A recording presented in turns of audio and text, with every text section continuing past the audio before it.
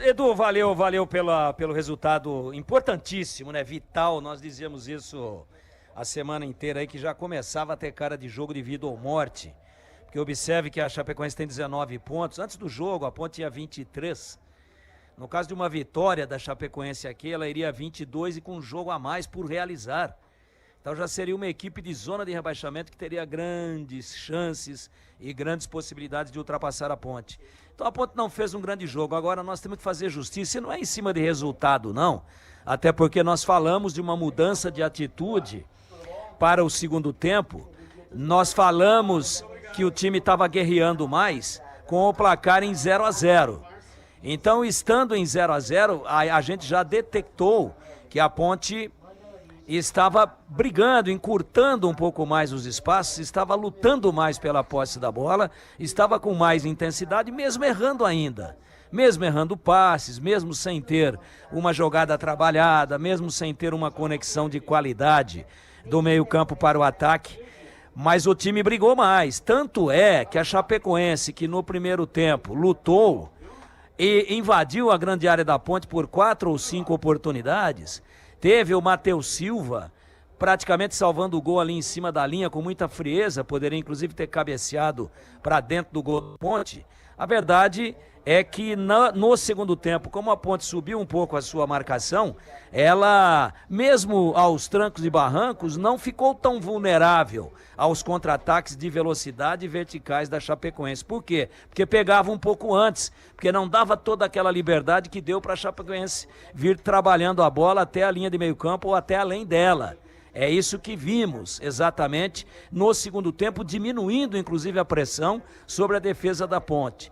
E aí a bola triscava para lá e para cá, e erros, e tentativa, e alguns chutes. O goleiro da Chape, muito bom, Ayrton, que pegou um pênalti mal batido pelo André no primeiro tempo, fez uma defesa importante numa bola parada, batida ali pelo Paulo Baia, e a Ponte tentando chutar. Teve um chute muito forte do Elvis, que pegou um rebote da zaga, ela explodiu de novo na zaga. Tem a impressão que fez até um barulho, deu um estrondo quando bateu no jogador da Chapecoense. Tem até a impressão que ela tinha o endereço. E aí com as alterações, especialmente esse Lucas Natan, que entrou mexendo bem o doce, hein? Entrou mexendo, voltando, encurtando os espaços, juntando mais o meio-campo, fechando aqueles espaços vazios que a Chapecoense trocava a bola. E ele, agudo, né? Com a bola, tentou descer, entrou na área, tentou uma vez, não conseguiu, tentou na segunda. Ele é canhoto e ele fez o gol de pé direito. Num rebote, o Eliel brigou, a bola ficou pererecando ali, e é isso, cara, atacante, jogador de área, mesmo sem ser centroavante, meia atacante, sobrou, tem que bater com força, tem que bater com convicção, não pode demorar, para não esperar a marcação chegar. Então, melhorou com a entrada do Lucas Natan, ele fez o gol, melhorou com a entrada do Igor Torres, apesar dele não estar ainda no melhor da sua forma física, mas já brigou mais, já pressionou mais a saída de bola, já se movimentou mais lá no comando do que o André, que estava muito paradão, né?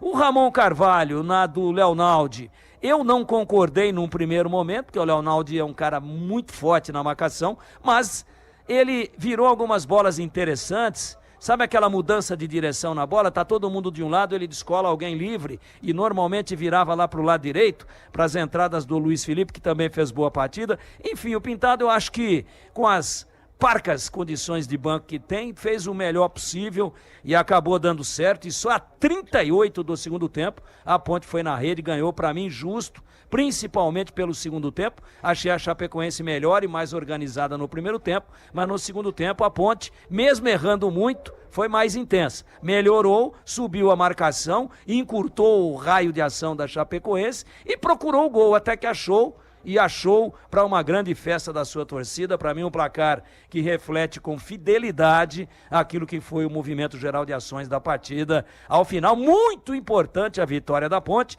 que vai a 26, estaciona a Chapecoense em 19 pontos. Veja que já são aí 7 pontos de diferença e a Chape ainda tem um jogo por realizar. É isso, para mim. Muito importante a vitória, o futebol nem tão vistoso assim, mas num segundo tempo de briga da Ponte, meu queridíssimo Edu Pinheiro. Olha, gol do